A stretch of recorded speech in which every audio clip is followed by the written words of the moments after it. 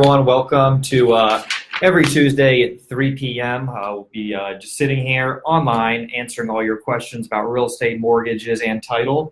This is my preferred closing attorney, David Robertson, with Universal Title in Falls Church City. We've been working together for over a decade. I've been a full-time real estate in the industry since 2002.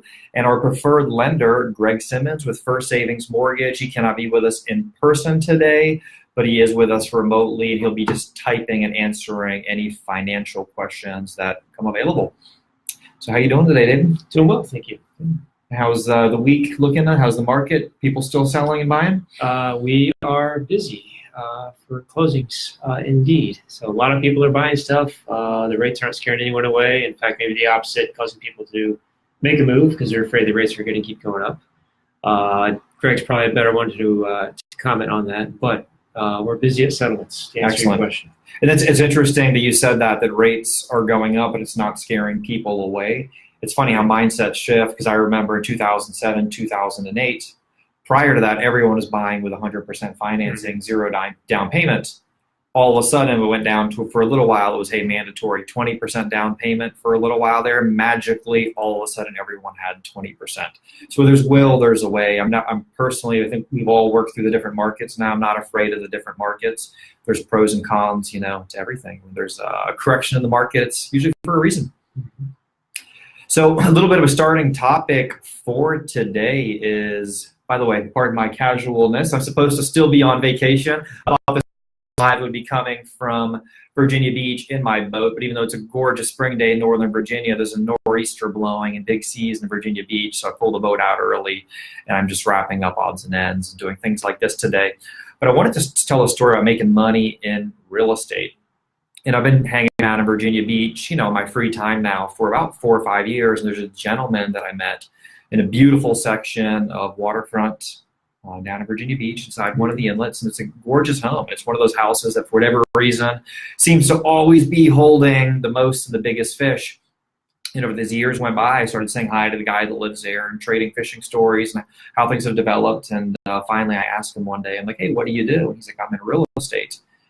And I'm like, oh, interesting. And I'm like, well, tell me about that. I'm a realtor.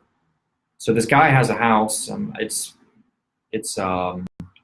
type of house you look at, and it kind of makes you a little bit weak in the knees. It's a multi-million-dollar house. It's somewhat of a yacht out front, and there's a waterfront gazebo and a dock, and it's landscaped. It's just beautiful, and the gentleman could not be any nicer. So I asked him, like, hey, what do you do? He's like, I'm in real estate. And I think he started just as a normal, everyday, average Joe kind of guy. And one day I think he decided to flip a house. The house went well. So he's like, hey, I'll flip another. And then another, and maybe he did 2, 3 at a time, and some time went by. He's like, well, hey, maybe I'll try a commercial deal. Maybe just tried to do a small commercial. We fast forward, he has this beautiful property. He's doing shopping malls. He's doing big retail space. Currently, he's building several hundred houses at a time. It all starts somewhere. I don't think he started jumping into smashing out this commercial. I think he started as just your average Joe. He bought a house and saw that it worked. When you buy your primary residence, there's so many advantages to it. Number one, long term, the values always go up. Historically, no matter any market, any depression, your values are always going to go up. And you just need to ride them out. Rates are still low. Despite any change in rates this year, historically, they are incredibly low. And eventually the house is going to be paid off. So eventually you can live rent-free. Why build your landlord's future? You can depreciate your property. It could be tax benefits if you have tenants or run a small business out of your house. There's just so many reasons why. But guys, we're doing this every Tuesday, 3 p.m. Anybody that's online, we invite you, please get involved, bring your questions to us. If you're watching this episode after the fact, guys, log back in next Tuesday at 3 p.m. Bring us your questions. We want to be involved. What are you seeing? I know with your closing, do you ever get some repeat buyers that maybe have bought more than once or twice in a lifetime? Sure. I've got a few of those where people have similar stories to what you just described, Mike, where they bought a principal residence and then a couple condos here and there. We've seen them come back, and it's a happy time to see them expanding their empire, if you will. Portfolio is a better way to probably put it. Is that right, Greg? So yeah, it's neat to see. And as the more they do it, the better they get, the more professional I can see they've got their stuff together. They know the deal. They come to closing. They're ready to go, and they're just happy to be moving forward. Now, how often do you see that person jump in, no experience in real estate, and they make a killing at it because they just flipped a big commercial property and made $1 million check?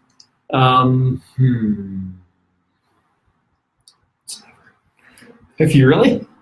Have I never seen that exact scenario? The very first person that's walked in, that's the first real estate deal they've done?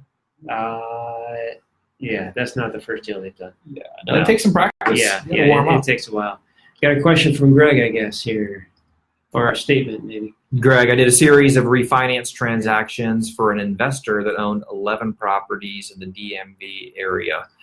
And you know what? Even that gentleman, he's doing really well. It's going to take some cash up front to do that. I guarantee you, no matter who he is, there's moments he has financial anxiety. I mean, everyone does. I mean, Tony Robbins, people in Fortune 500 companies, they have anxieties. But, you fast forward long term, 10, 20 years from now, 30 years, and these houses are paid off. It's going to be sitting pretty, So you need to make some sacrifices to have that future we all dream of.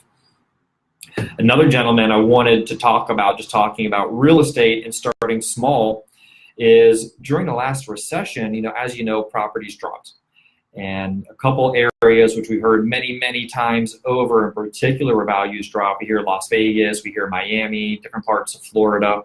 So a gentleman that I met, he actually called into one of my signs. We started chatting. He was so interesting. I ended up asking him all the questions, but he was a carpet layer. Gentleman, I believe he was in his 50s. He was laying carpet for a living. And during the recession, he saw a good opportunity to buy a townhouse in Sterling that was below retail. And he did some work in it, put some carpet in it, some paint, some new appliances, flipped it. I'm just guessing, probably made $15,000 to $20,000. He's like, man, that's pretty good money. Try it again. He took that money, reinvested it, tried it again, and it worked. He had a buddy lived in Miami. He heard about the property values down there and how condos could be picked up for $20,000 to $25,000. Guys, if we could all turn that clock back. By the way, the foreign investors were gobbling up Miami during the recession. This gentleman, by the time I talked to him, was about 18 months later, about a year and a half, and at that point, he owned about 15 condos. And he was doing so well with them that he was refinancing them, taking cash out where he could, selling some of them. So I think he's buying these properties in cash, having property management take care of them. So he's hands off. He was receiving checks by the thousands in rental income every single month. Now, again, that was 2008. We fast forward, it's 10 years later. He's probably doing pretty well. Some of those houses, he may have paid all of them off.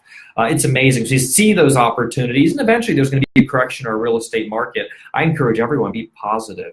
To the extent you can, while getting's good now, save money, save your cash. If there's a correction in the market, rather than running and being scared, you should be taking advantage. And what my coach tells me, save money for when he phrases it, save money for when the world goes on sale. And there's a lot of truth to that. Yeah. Anything else you want to add about just the market, investing? We don't have to. We're creeping up on our 10 minutes here. I would say that it's really important to work with the right people.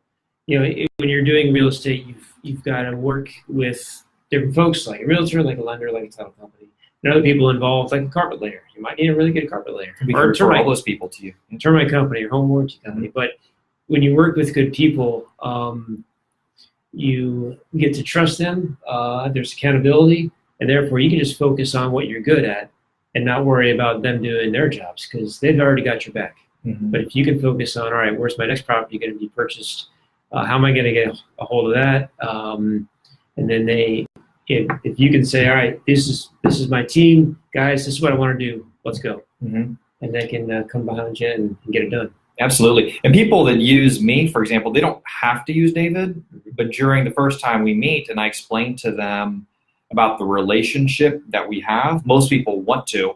I mean, I've been in full-time for 16 years, and as you know, I'm constantly bringing questions to you. We lean on one another.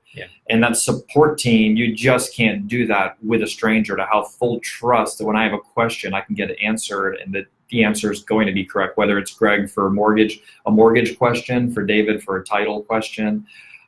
Having that team that works well together, has that synergy. It's outstanding. And I just, very, very, very blessed to have you and Greg in the career helping all of my clients out. helped me out. Thank you so much. Likewise. Thanks. All right, we're creeping up on the 10 minutes. Guys, hope to see you next